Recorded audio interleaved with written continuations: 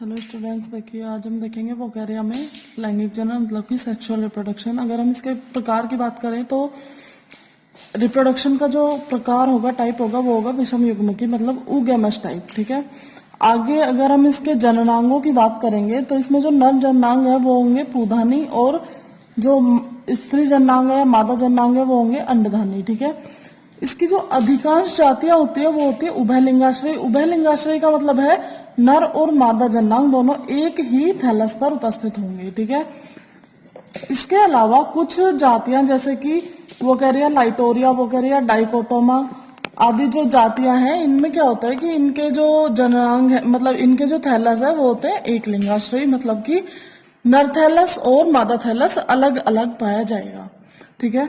सामान्यतः जननांग नम मिट्टी अथवा शांत जल में रहने वाले शैवालों में प्रखर प्रकाश की उपस्थिति में विकसित होते हैं। भाई सामान्य स्थिति में क्या होता है, जननांग कब विकसित होंगे, नम मिट्टी हो और शांत जल हो। ठीक है। ऐसी स्थिति में और तेज प्रकाश की उपस्थिति में ये विकसित होता है। जननांग व्रंत युक्त अथवा अव्रंत दोनों प्रकार के हो सकते हैं। या तो भाई वो किसी व्रंत द्वारा जुड़े हो सकते हैं प्रोथैलस पे, या फिर वो डायरेक्टली जुड़े हो सकते हैं। ठीक है। उभयलिंगाश्रयी जातियों में पूधानी तथा अंडधानी उभयनिष्ठ या समीपवर्ती शाखा पर विकसित। भाई क्या होता है कि जो उभयलिंगाश्रयी जातियां होती है मतलब कि उसमें पूधानी और स्त्रीधानी दोनों एक ही थैलस पर होंगी। ठीक है। तो जब वो एक ही थैलस पे है तो क्या है, या तो वो एक ही शाखा पर हो सकती है, एक ही ब्रांच पे दोनों, या फिर ये समीपवर्ती मतलब कि जो शाखाएं पास पास है उन पर होंगी। ठीक है। आगे देखिए पूधानी। अगर हम इसके नर जननांग की बात करें पूधानी की, तो वो कैसे बनेगी। पूधानी का विकास मुख्यतः तंतु अथवा उसकी पार्श्व शाखाओं पर होता है। भाई जो इसका शैवाल तंतु है उसकी शाखा पर होगा।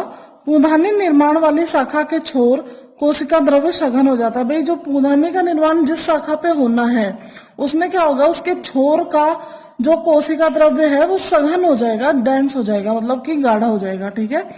अधिकांश जातियों में यह दूरस्थ भाग कुंडलित हो जाता है। अनुप्रस्थ पट से शेष थैलस से संपर्क टूट जाता है। भाई क्या होगा, अधिकांश जातियां कैसी होती है कि इनके जो दूरस्थ भाग है, मतलब कि मान लो ये शाखा है, इस पे हमें पूधानी का निर्माण करना है, तो ये क्या होगी, कुंडलित हो जाएगी। इस प्रकार से इसमें कुंडलन बन जाएगा, और क्या होगा, नीचे से ये यहाँ पे पट का निर्माण हो जाएगा और ये शेष थैलस से इसका कनेक्शन टूट जाएगा। यह शीर्षस्थ भाग पूधानी बनाएगा। भाई ये जो शीर्षस्थ भाग बन गया है वो क्या बनाएगा, पूधानी बनाएगा। समसूत्री विभाजन। भाई क्या होगा, आगे इसमें पूधानी बन गई। इसका जो जीव द्रव्य है, इसमें उपस्थित जो कोशिका द्रव्य जीव द्रव्य है उसमें क्या होंगे, समसूत्री विभाजन होंगे। जीव द्रव्य अनेक एक केंद्र के खंडों में विभाजित। जो ये जीव द्रव्य है ये क्या होगा, बहुत सारे एक केंद्र की, मतलब कि जो जीव द्रव्य है वो बहुत सारे खंडों में, टुकड़ों में विभाजित हो जाएगा, और प्रत्येक टुकड़े में क्या होगा, एक केंद्रक होगा, एक केंद्र की।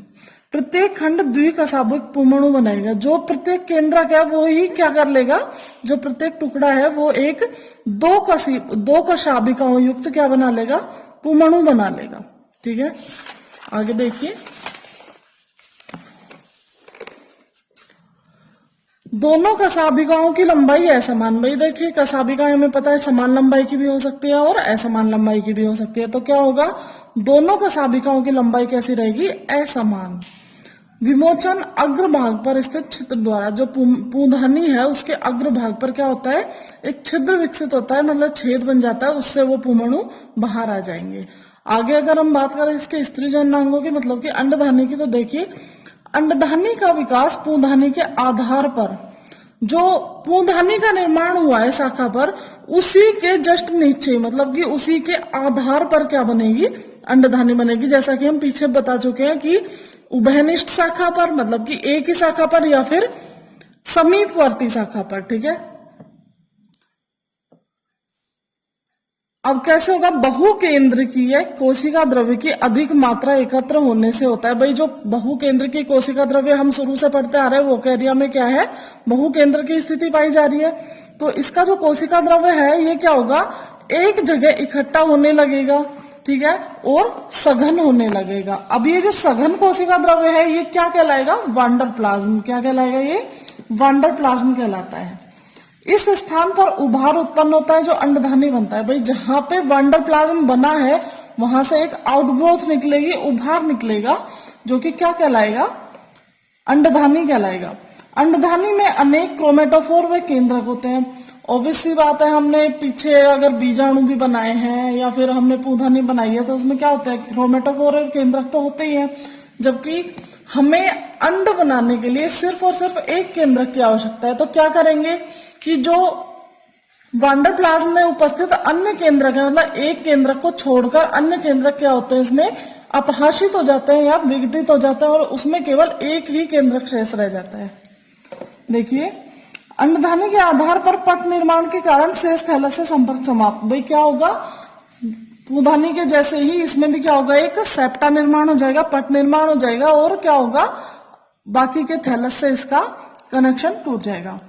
परिपक्व अंडधानी में केवल एक केंद्रक, बाकी सभी अपहाशित। जैसा कि मैं बता चुकी हूँ, क्या होगा, परिपक्व जो अंडधानी है उसमें एक केंद्रक बच जाएगा और बाकी सभी अपहाशित हो जाएंगी। अंडधानी का जीव द्रव्य कोशिका भित्ति से थोड़ा सिकुड़ कर अंड में कायांतरित। भाई जो अंडधानी में अब जो बाकी का जीव द्रव्य बच गया है वो थोड़ा सा क्या होगा, सिकुड़ जाएगा और पूरा का पूरा वो एक अंड का रूप ले लेगा। अंड के अग्रभाग में एक काचाभ क्षेत्र होता है। अंड का जो अगला हिस्सा होता है उसमें क्या होता है, एक काचाभ क्षेत्र होता है। उसमें क्या होता है, इसका रिसेप्टर पॉइंट होता है, मतलब कि ग्राही बिंदु होता है जहां से ये क्या करेगा, पुमणुओं को एक्सेप्ट करेगा। ठीक है, आगे देखिए निषेचन। निषेचन और सभी को पता है कि पुमणु और अंड के संयोजन को ही क्या बोलते हैं, निषेचन। देखिए, पुमणु विमोचन व अंडधानी की भित्ति में छिद्र लगभग एक ही समय पर होता है। भाई निषेचन कराने से पहले हमें ये सुनिश्चित करना पड़ेगा कि पुमणु से निकले हुए नहीं, पूंधानी से निकले हुए जो पुमणु है वो प्रॉपर तरीके से अंड तक पहुंचे। तो इसके लिए जरूरी है कि जो पूंधानी के शीर्ष पर छिद्र का निर्माण हुआ है वो, और अंडधानी की भित्ति में भी एक छिद्र होगा जहां से पुमणु उसके अंदर प्रवेश करेंगे। तो ये दोनों जो काम है ये लगभग एक ही समय पे होने चाहिए, तभी वो पुमणु अंडधानी तक पहुंच पाएगा। पुमणु विमोचन सामान्यतः सूर्योदय से पूर्व होता है। लगभग जब सूर्य उदय होने वाला होता है उससे कुछ टाइम पहले पुमणुओं का विमोचन होता है। अंडधानी के छिद्र से कोशिका द्रव्य की कुछ बूंदें निकलती है, पुमणु उसमें उलझ जाते हैं। जो अंडधानी है वो क्या करती है, उसके ऊपर एक छिद्र बन जाता है, तो उससे क्या होगा, एक मतलब कुछ जो बूंदे हैं साइटोप्लाज्म की या कोशिका द्रव्य की कुछ बूंदे हैं वो बाहर आ जाती हैं और उसमें क्या है, कुछ पुमणु उलझ जाते हैं। एक पुमणु ग्राही बिंदु, जैसा कि हमने बताया था ऊपर, ठीक है, एक पुमणु ग्राही बिंदु द्वारा अंड में प्रवेशित। भाई जो रिसेप्टर पॉइंट है, ग्राही बिंदु है, उसके द्वारा एक पुमणु क्या होगा, अंड में प्रवेशित हो जाएगा और निषेचन कंप्लीट। आगे देखिए,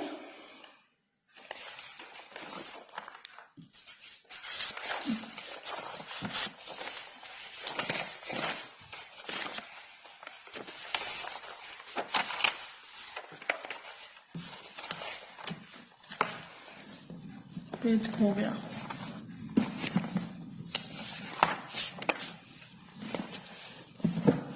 इधर देखिए, यहाँ पे एंथ्रीडियल ब्रांच, मतलब कि यहां से इस शाखा से क्या होना है, पूंधानी का निर्माण होना है। ठीक है, इसके बाद इसी के आधार से यहाँ पे क्या है, अंडधानी का निर्माण होगा। देखिए यहाँ पे जो सघन कोशिका द्रव्य है, ये जो डेंस कोशिका द्रव्य है, साइटोप्लाज्म है, ये क्या कहला रहा है, वांडरप्लाज्म कहला रहा है। ठीक है, आगे क्या हुआ भाई, ये देखिए उभार के रूप में विकसित हो गया है और इसको अपन बोल देंगे उगोनियम या फिर अंडधानी। ठीक है, आगे ये इसमें अंड का निर्माण हो चुका है। ये देखिए सेप्टा द्वारा ये पूरे थैलस से अलग हो गए हैं। यहाँ पे क्या हुआ है, इनका निषेचन हो जाएगा। ये देखिए यहाँ पे इस छिद्र द्वारा क्या हुआ, पुमणु इसके अंदर प्रवेशित करा दिए गए हैं और ये इसमें द्विकेंद्र की अवस्था, ठीक है, द्विकेंद्र की अवस्था देखने को मिल रही है। आगे जाके इसमें क्या बन जाएगा, जाइगोट। देखिए निषेचन जो होता है, निषेचन की क्रिया जो होती है वो क्या होता है कि जो पुमणु के अंदर केंद्रक होता है, नर केंद्रक होता है, बहुत ही छोटा होता है साइज में। ठीक है। तो डायरेक्टली निषेचन के बाद तुरंत क्या नहीं होता, इसमें संयोजन नहीं होता है, ठीक है। दोनों केंद्रकों का संयोजन तुरंत नहीं होता है। जब तक मतलब कुछ टाइम तक क्या करेगा, वो जो नर केंद्रक है वो अपने आकार में वृद्धि कर रहा होता है। देखिए नर केंद्रक में आकार में धीरे धीरे वृद्धि होती है। इसके बाद में क्या होगा, जब ये नर केंद्रक और मादा केंद्रक लगभग बराबर साइज के हो जाएंगे, उसके बाद में क्या होगा, इसमें निषेचन होके युग्मनज का निर्माण हो जाएगा, जायगोट का निर्माण हो जाएगा। जायगोट क्या करता है भाई, जायगोट अपने ऊपर लगभग 3 से 7 परत मोटी भित्ति स्रावित कर लेता है, ठीक है। और जो युग्मनज है, जायगोट है, धीरे धीरे युग्मनज का रंग हरे से लाल अथवा भूरा हो जाता है, ठीक है। इसके बाद क्या होता है, युग्मनज का अंकुरण होता है और क्या होता है भाई, नए थैलस का निर्माण हो जाता है। तो वोगारिया में लैंगिक जनन इतना ही है। अगला टॉपिक पढ़ेंगे अगली वीडियो में।